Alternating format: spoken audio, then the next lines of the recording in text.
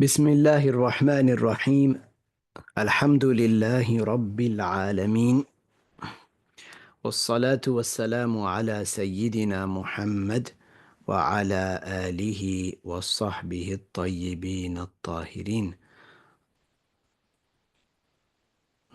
أشهد أن لا إله إلا الله وأشهد أن محمد رسول الله.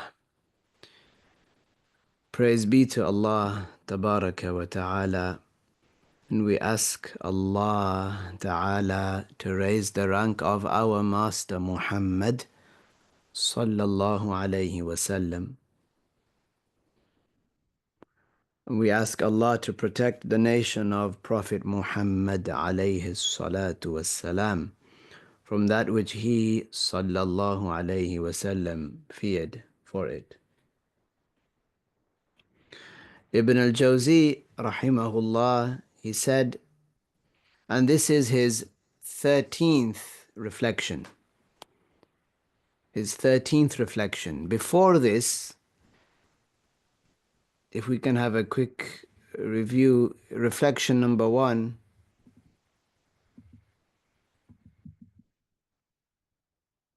was about the sermon and the listener.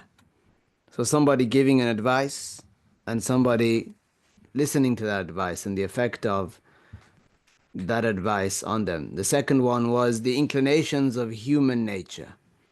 Chapter 3 was about whoever perceives with the eye of insight. 4, reflecting on the consequences of the world. 5, drawing near to temptation.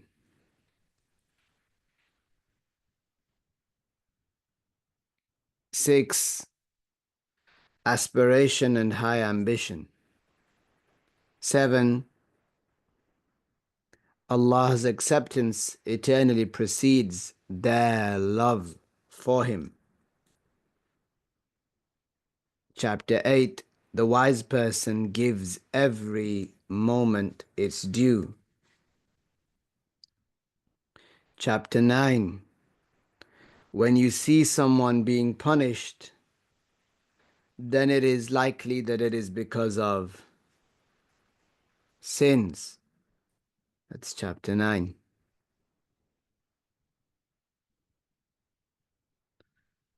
The next chapter was about envy stems from the love of the world. The next chapter, whoever desires the purity of conditions, whoever desires the purity of states.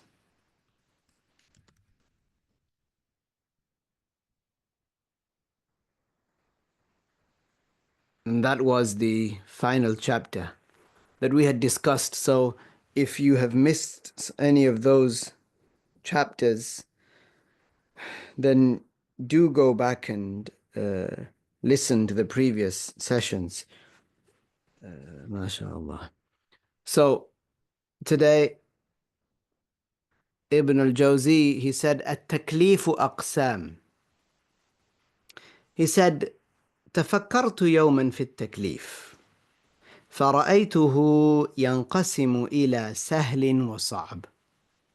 One day I reflected upon التكليف. التكليف refers to what the human beings and the jinn are responsible for, the duties that are upon them, things that they must do, things that they cannot do.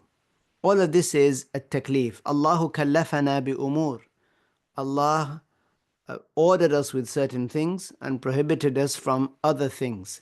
So Ibn al-Jawzi, he thought about this taklif. He thought about these things that are obligations upon us and matters that we are prohibited from.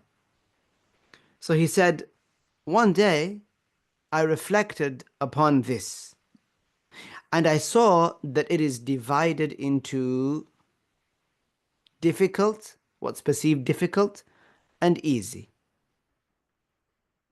He said, فَأَمَّا السَّهَلْ فَهُوَ أَعْمَالُ الْجَوَارِحِ إِلَّا أن منه ما هو أصعب من بعض، فالوضوء والصلاة أسهل من الصوم، والصوم ربما كان عند قوم أسهل من الزكاة أو أسهل من الزكاة. ربما كان هو عند قوم أسهل من الزكاة. He said, as for that which is perceived easy, it consists of physical acts performed by the body parts.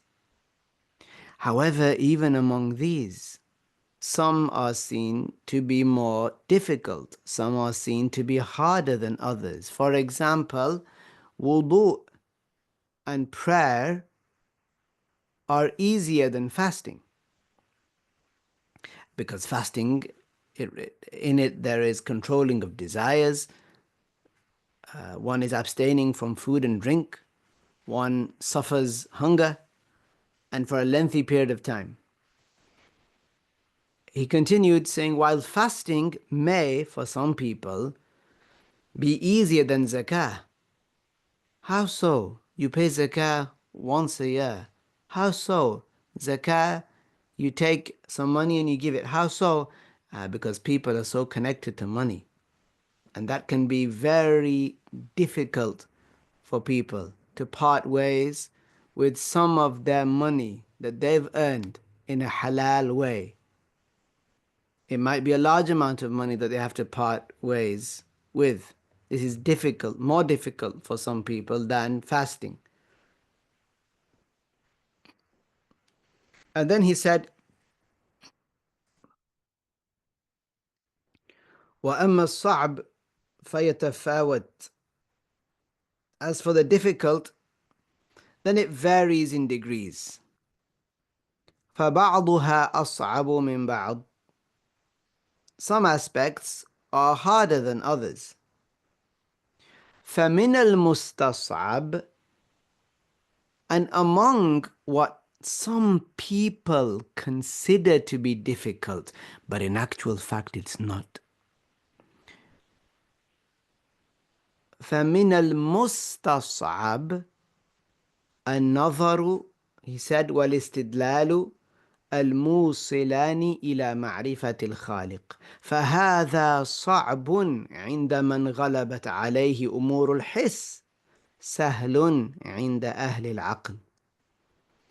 He said that what is perceived by some people to be difficult is reflecting and reasoning, both of which lead to the knowledge of the existence of the Creator.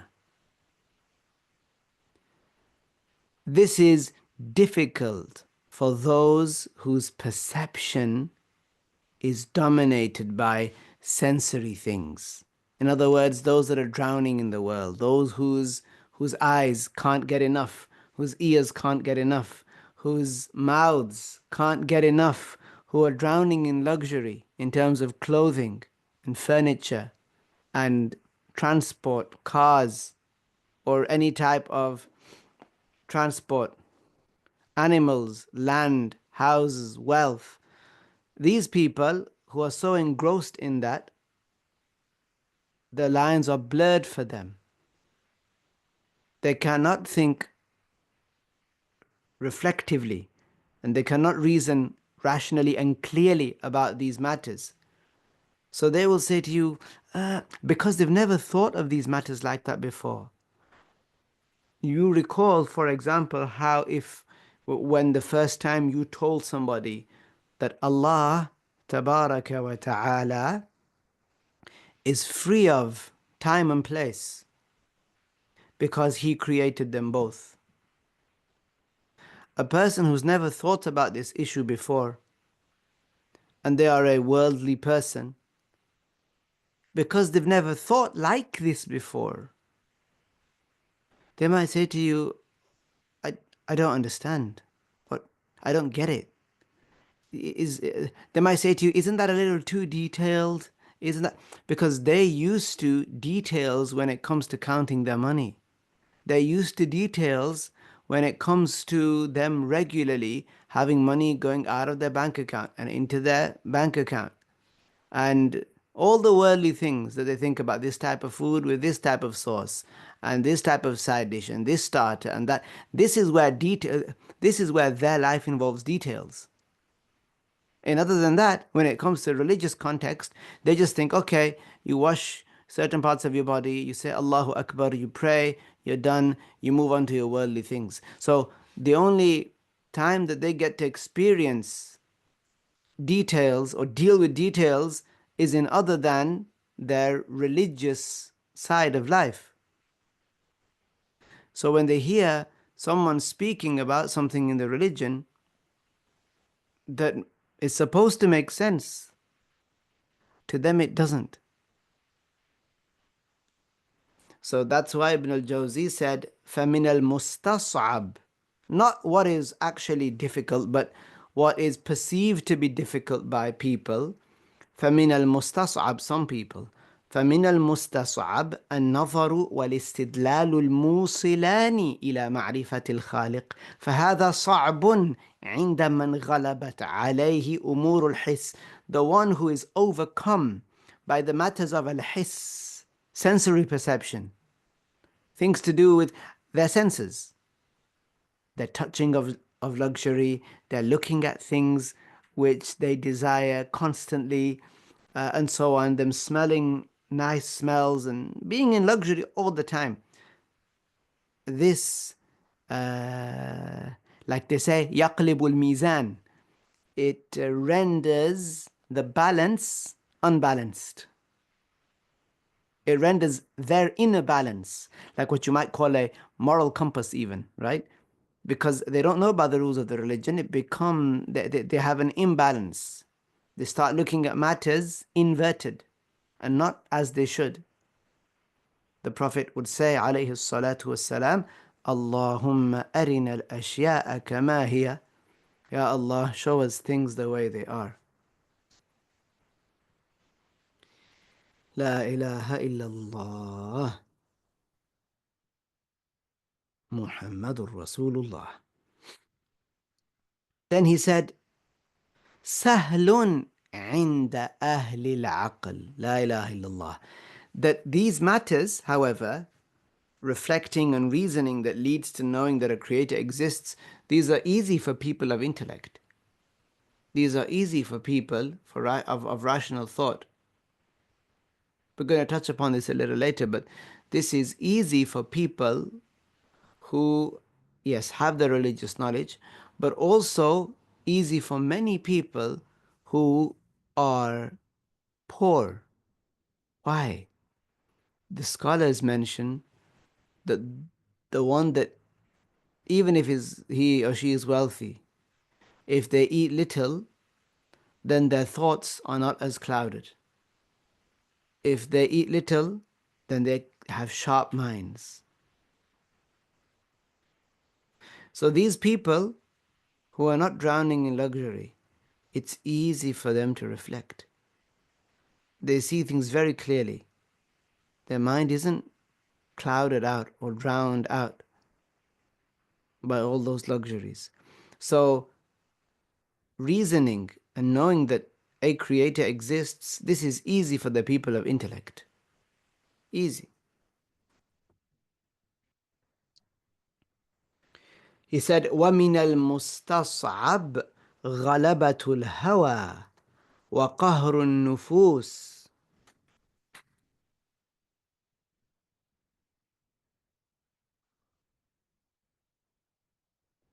أكف الطباع عن التصرف فيما يؤثره، وكل هذا يسهل على العاقل النظر في ثوابه ورجاء عاقبته وإن شق عاجلا. He said that another of the matters that are perceived to be difficult are to overcome one's desires. غَلَبَةُ الْهَوَى. And yeah, this is difficult. غَلَبَةُ الْهَوَى. Overcoming one's whimsical worldly desires. وَقَهْرُ النُّفُوس, and subduing the self, controlling the nafs, and restraining the natural impulses from acting on what they prefer.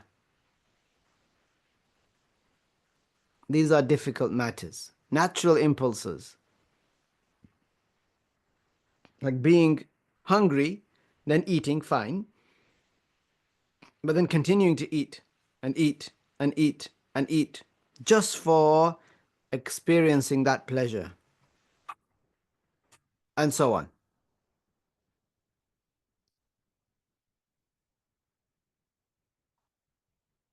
All of this, he said, however, becomes easier for the one who uses reason to consider the reward and the hope for outcome, even if it is difficult in the immediate present.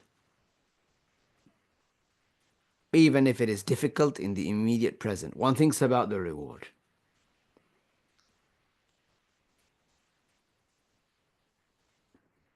Ibn al-Jawzi said, وَإِنَّمَا أَصْعَبُ التَّكَالِيفِ وَأَعْجَبُهَا أنه قد ثبتت حكمة الخالق عند العقل ثم يراه يفقر المتشاغل بالعلم المقبل على العبادة حتى يعضه الفقر بناجذيه فيذل للجاهل في طلب القوت ويغني الفاسق مع الجهل حتى تفيض الدنيا عليه. He said, Ibn al-Jawzi said, but amongst the most difficult and most astonishing of these matters is this, that the mind, the intellect, affirms the eternal and everlasting wisdom of the Creator. Okay, this the intellect accepts. Yet, where's the astonishing part? Okay, the intellect accepts that Allah eternally and everlastingly is the most wise. Yet one sees that the person that is devoted to knowledge and engaged in worshipping Allah, this one is made poor. This one is made poor.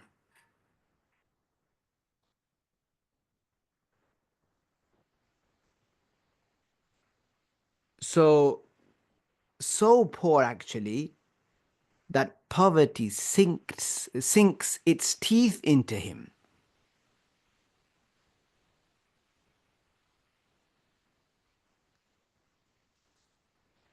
And it may seem that this person is being humiliated or degraded even before the ignorant one. The ignorant one. The ignorant sinner who, despite his ignorance, is made wealthy for the most part, to the point that the world, it overflows for him. Ibn al-Jawzi said, what's very astonishing, and amongst the most difficult things for a person to understand and hence then to recognize and then control themselves, is in what? Is in that the intellect sees, the intellect knows, the rational person knows, Allah Tabaraka wa Ta'ala is eternally and everlastingly wise. So a person on the one hand knows that. And then when a person sees that here is a person who is devoted to worshipping Allah, engaging in religious knowledge, this person who the mind perhaps would conclude that yes, this person will be rewarded, this person will be given a good life and health and wealth and so on. But instead, what does the intellect see? What is the reality for most of the knowledgeable, pious people. That Allah, who is the most wise, makes it be that most of them are poor. So the intellect, for some people, it cannot, it can't bear that, it seems. Like it can't hack that, it can't make it make sense. They are devout slaves of Allah.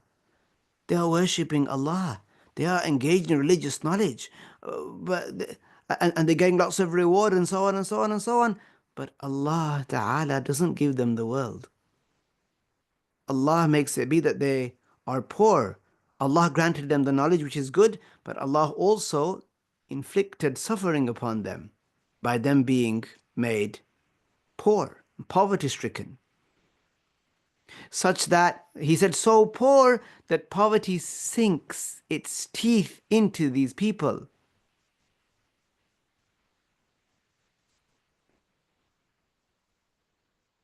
Ibn al-Jawzi said, that's difficult. That's astonishing and that's hard. Of course, the person who knows that Allah Tabaraka wa Ta'ala does whatever He wills, and the person that knows that the Prophet alayhi salatu wasalam told us that the pious person will be afflicted with more hardship, the one that knows that understands, yes.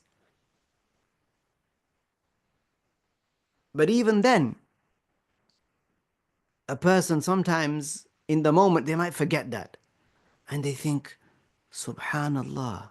Some people who are ignorant, they might then say, and I've heard people say this with my own ears, they might even say, وَالْعَيَاذُ بِاللَّهِ, things like, Allah doesn't want you to always pray and fast and so on and so on. One person, one ignorant fool, I heard him say, Allah doesn't want you to, stand on one leg and say Allah, Allah, Allah, Allah, Allah all the time. He said, Allah wants you to be with family and, be good with people and this is someone who hasn't learned the religious knowledge. It's good to be, of course, it's recommended. It's good to be good with the family and obligatory to keep ties and treat parents well. And of course. But this person was disregarding, it seemed. This person didn't understand that life, it is more than, that being a Muslim is more than just praying.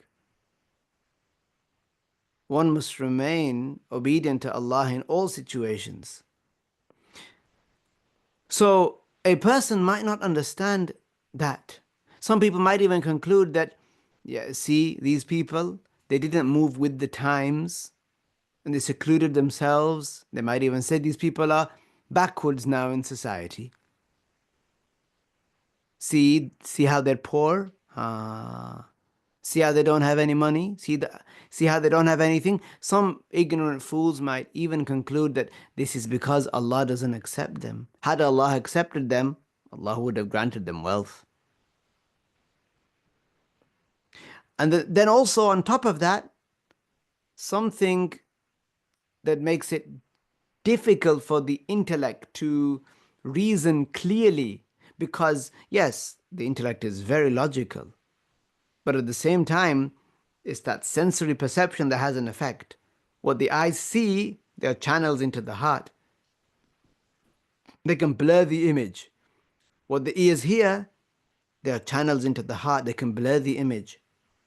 So the intellect sees all of that and sees that the sinner, despite his ignorance, is made wealthy. In the eyes of some, the sinner is, quote unquote, taken care of, to the point that the world overflows for this person. ثم, here it says, Ibn al-Jawzi said, ثم نراه ينشئ الأجسام ويحكمها ثم ينقض بناء الشباب في مبدأ أمره وعند استكمال بنائه فإذا به قد عاد هشيما.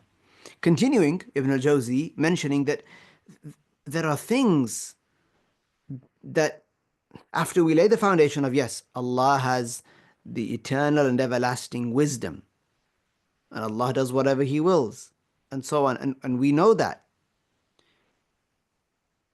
then we see things in front of us, okay, that perhaps we wouldn't expect. The worshipper is made poor. The knowledgeable worshipper is made poor. And the sinful, arrogant person, he's made wealthy. Then, he said, then we see that Allah Ta'ala forms bodies of people and, of course, perfects them, only to then dismantle the structure of youth at the very start of its strength. So when a person gets to 33 lunar years of age and they are at the level of optimum physical form, Allah has created their bodies proportionately and in a perfect way, only then to dismantle them slowly when they reach the start of strength, or the strongest, 33. Just when it is fully built, it returns to being broken and withered.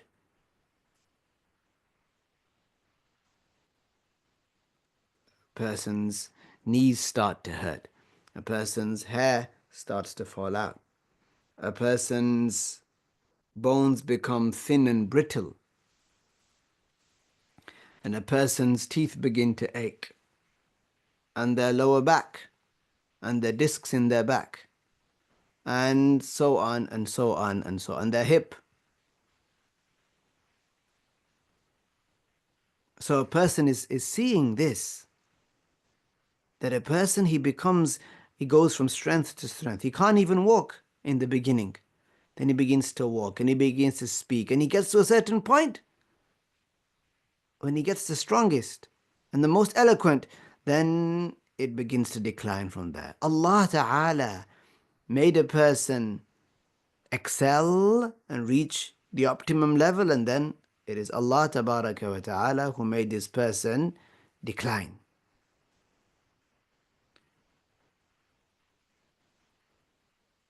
Then Ibn al-Jawzi said, ثُمَّ نَرَاهُ يُؤْلِمُ الْأَطْفَالِ, meaning then we see Allah created everything, good and bad. Allah created pleasure and pain. We see that Allah Ta'ala inflicts pain. Upon whom? Upon even children. Allah is the most wise. He said, حَتَّى يَرْحَمَهُمْ كُلُّ طَبَعٍ. Then we see Him inflict pain, He said, to children, to the extent that every natural disposition, every person who has a natural disposition, who is normal, would feel pity for that child and say, poor child. ثُمَّ يُقَالُ لَهُ. Then after all of this, it's said to a person, إِيَّاكَ أَن تَشُكَّ فِي أَنَّهُ أَرْحَمُ الرَّاحِمِينَ.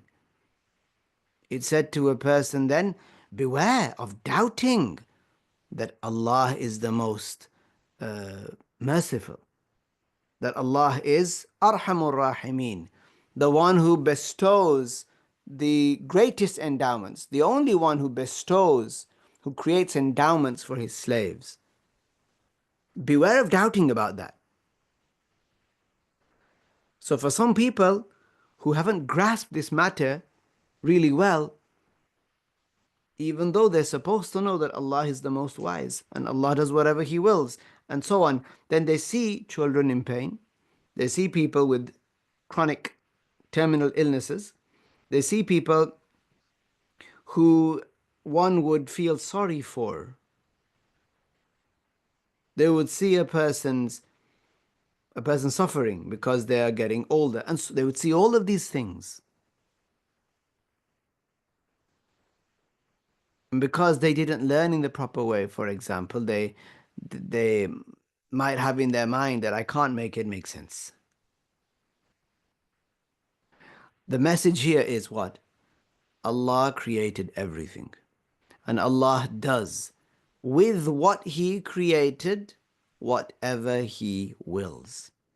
It is not permissible to charge Allah with injustice. This is heresy. This is blasphemy. For someone to say that about Allah or feel that about Allah, that Allah is unjust or unfair or cruel. A'udhu billah. Allah does with what He created whatever He wills. And He is the most wise in that. And still He is the most merciful. Isn't it Allah who will admit people into paradise for the deeds Allah created for them to do, and then the deeds that Allah created for the believers to do, Allah created them, Allah rewards these people for the deeds that Allah created for them. They did deeds that Allah created. Then Allah rewards them for the deeds that He created for them to do, and then Allah admits them into paradise. Allah does whatever He wills. Ibn al-Jawzi said, ثُمَّ يَسْمَعُ, then a person hears. ثُمَّ يَسْمَعُ بِإِرْسَالِ مُوسَى إِلَى فِرْعَوْنَ وَيُقَالُ لَهُ اعتقد أن الله تعالى أضل فرعون وَاعْلَمْ أَنَّهُ. So it said to him, a person hears about the sending of Musa alayhi salam to Pharaoh. And the person is told Allah guided Musa alayhi salam. And Allah is the one that created misguidance in Pharaoh. Allah guided Musa and created misguidance in Pharaoh. It is Allah that created that. So here, going back to the case of Al-Qadr, predestining, Allah willed that to be, and it shall be. And everything that Allah Ta'ala created, in creating it, this is justice from Allah Tabaraka wa Ta'ala. Allah is not wrong for anything that He created.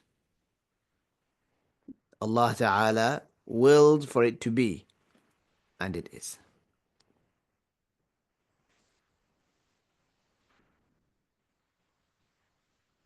So the point again that Ibn al-Jawzi is making is that we must obey. We must surrender to that which has been willed for us, meaning we must not object. Rather, we strive and strive and strive to gain the signs of the generosity of Allah Ta'ala. We strive and we strive and we strive, hoping and fearing, hoping for reward and mercy, and fearing punishment, whilst believing that whatever Allah wills to be shall be, and that Allah is not unjust. Ibn al-Jawzi said, وَاعْلَمْ أَنَّهُ مَا كَانَ لِآدَمَ بُدٌّ مِنْ أَكْلِ الشَّجَرَةِ وَقَدْ وُبِّخَ بِقَوْلِهِ وَعَصَى آدَمُ رَبَّهُ. He said, and know that Adam alayhi salam, because Allah willed it, Adam alayhi salam had to eat from the tree. He had to. Meaning, because Allah willed it, it had to happen. Of course, a person, when you want to do something and you direct your intention towards it, yes, you do it. Allah creates the ability within you and you do it. Adam alayhi salam, because Allah had eternally willed that he would eat from the tree, he ate from the tree. He said, وَعْلَمْ أَنَّهُ مَا كَانَ لِآدَمَ بُدٌّ مِّنْ أَكْلِ الشَّجَرَةِ. It had to happen. And then Allah Tabaraka wa Ta'ala revealed in the Quran about this, وَعَصَى آدَمُ رَبَّهُ, that Adam alayhi salam, عَصَى رَبَّهُ, literally disobeyed his Lord. And the scholars speak about the meaning of this ayah. But Allah revealed that in the Quran, that Allah eternally willed that this would happen, and then after it happened, we got to know about it because it was revealed that Adam alayhi salam ate from the tree.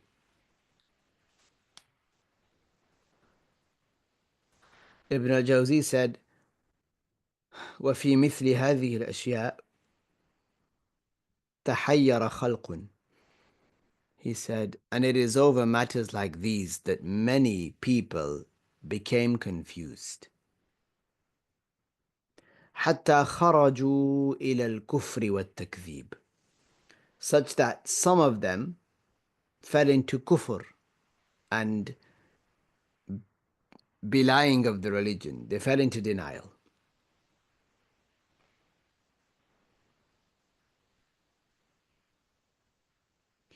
ولو فتشوا على سر هذه الأشياء لعلموا أن تسليم هذه الأمور تكليف العقل ليذعن. It is over matters like these that many people became confused. So much so that some of them fell into disbelief and denial. But had they searched for the hidden wisdom in these things, they would have come to know that surrendering to such truths is a matter that has been placed upon the intellect to make it submit. This is the point he's making. He's saying that if a person learns the religious knowledge and they look at these matters, they know Allah Ta'ala is Ar-Rahman Ar-Rahim. They know Allah Ta'ala is greatly generous. And then they see these matters that someone might say don't make sense. How can that happen? This is so that we can tame the intellect. Those of us, the people that have an intellect, they can use it sometimes in the wrong way. Like a person whom many people may consider to be the most intelligent person in the world.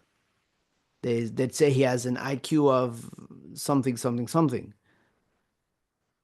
But for example, this person didn't embrace al-Islam. If he was the most intelligent person, why didn't he embrace al-Islam? It's because this person didn't use the intellect in the proper way.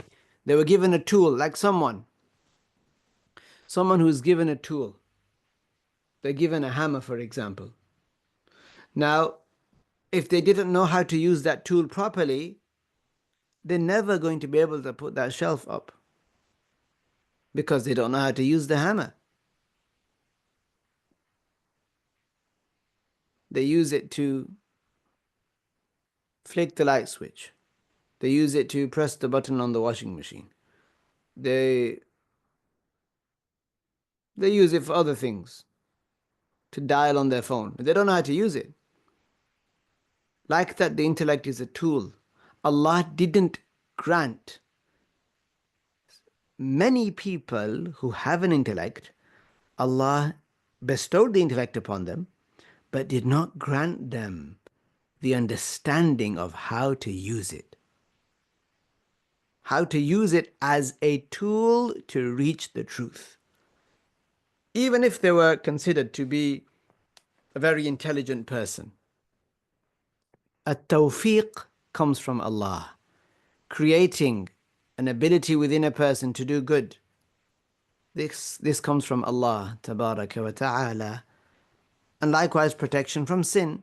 La hawla wa la quwwata illa billah.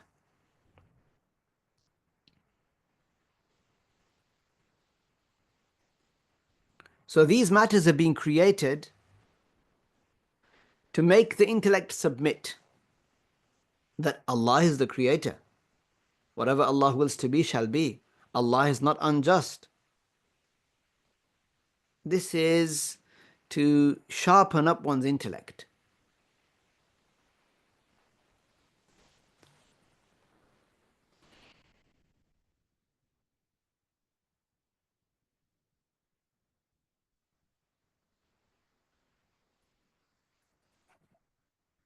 He said, هذا أصل إذا فهم حصل منه السلامة والتسليم. نسأل الله عز وجل أن يكشف لنا الغوامض التي حيرت من ضل إنه قريب مجيب. He said this following is a fundamental principle, or what was mentioned is a fundamental principle. If understood, it leads to safety and surrender. We ask Allah, the Mighty and Majestic, to unveil for us the mysteries that have bewildered those who have gone astray. Indeed, He is Qareeb and Mujib. Al-Ghawamid, these are things that people became confused by. They might have learned a little bit of knowledge, and then they assumed that they knew a lot, and because of that they became misguided. Look at the Mu'tazila, how they became misguided. Look at the Ithnay Ashariya, Shia, the Rawafid. Look at the beliefs that they have when it comes to the different so-called imams they have. I say so-called imams because they attribute them with, some of them attribute these imams with godly attributes, وَالْعِيَاذُ بِاللَّهِ, divine attributes.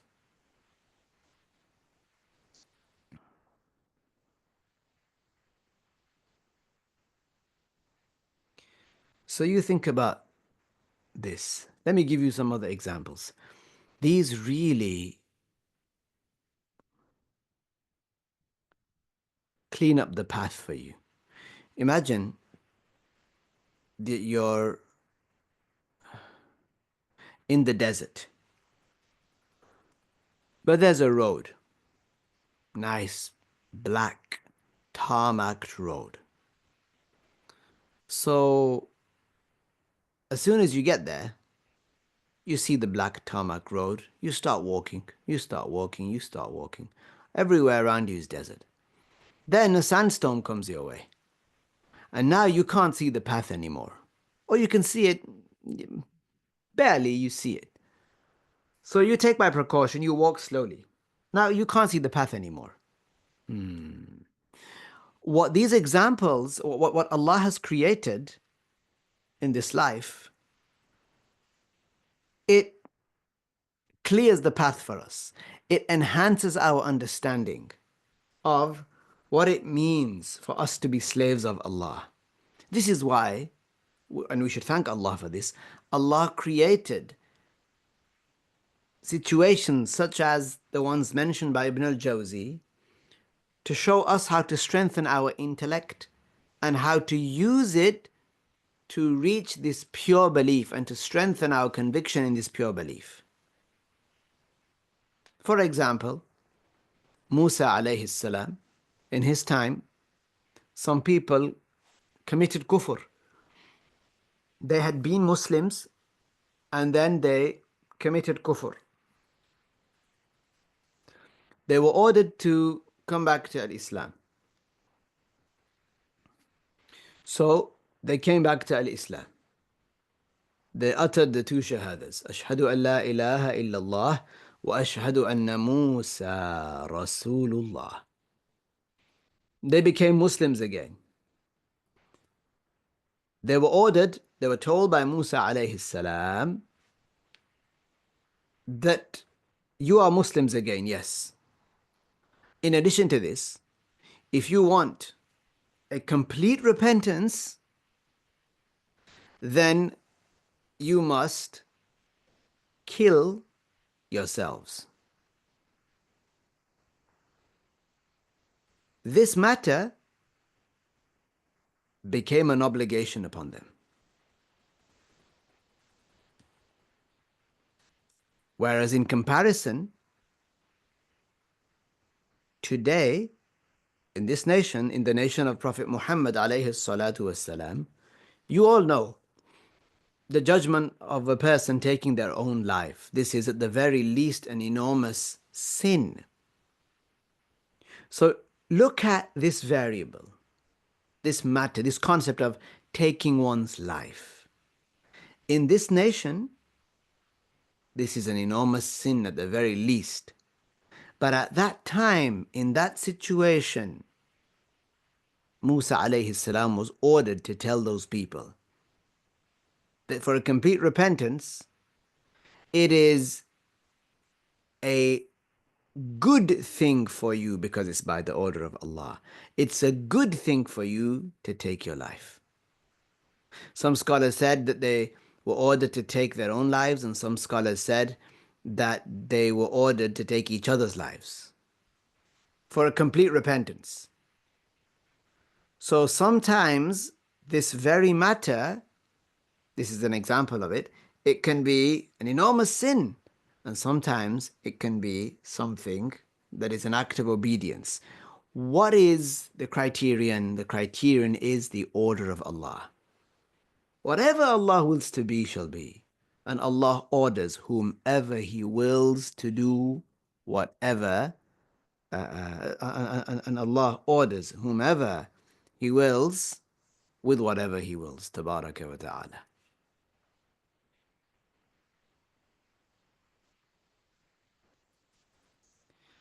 These types of matters, they put things into our context. We sometimes talk about, okay, where's your moral compass?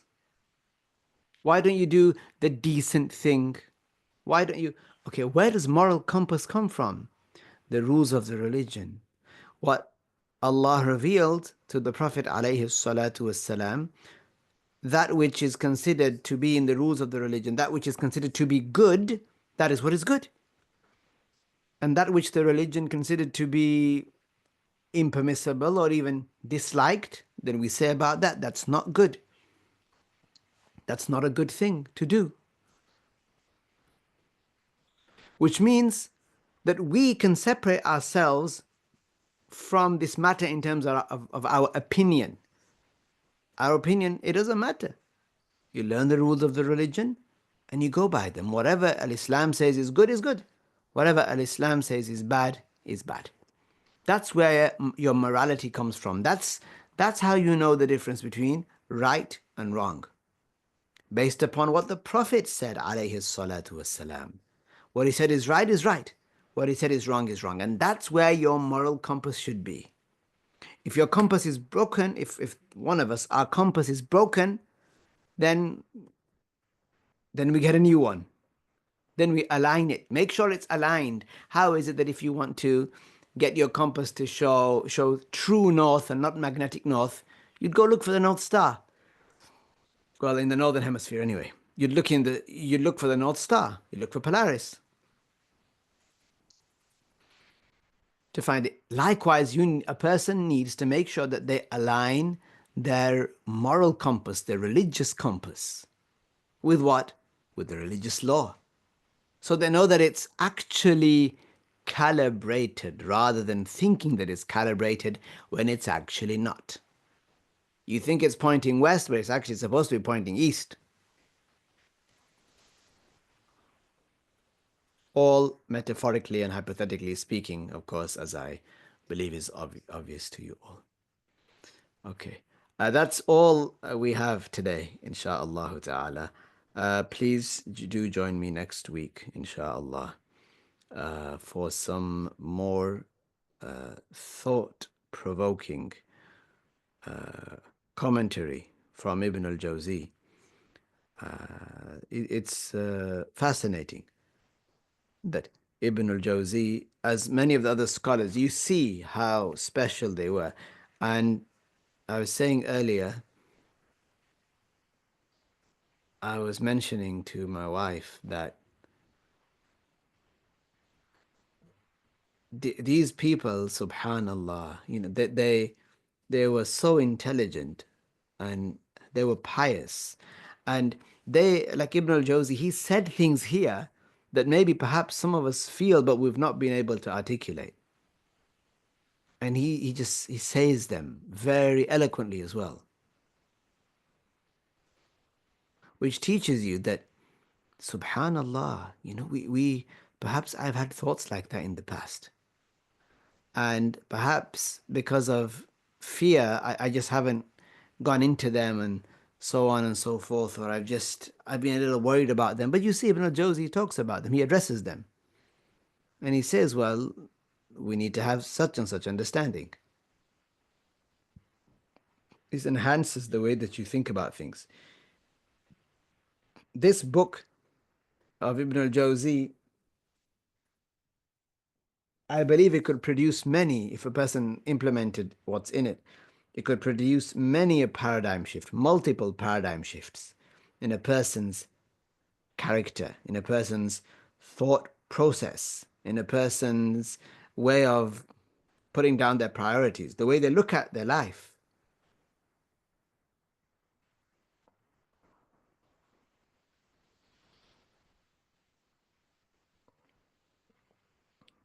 So you go back and you think about some of the things that Ibn al-Jawzi mentioned. It's very, very beneficial to repeat them.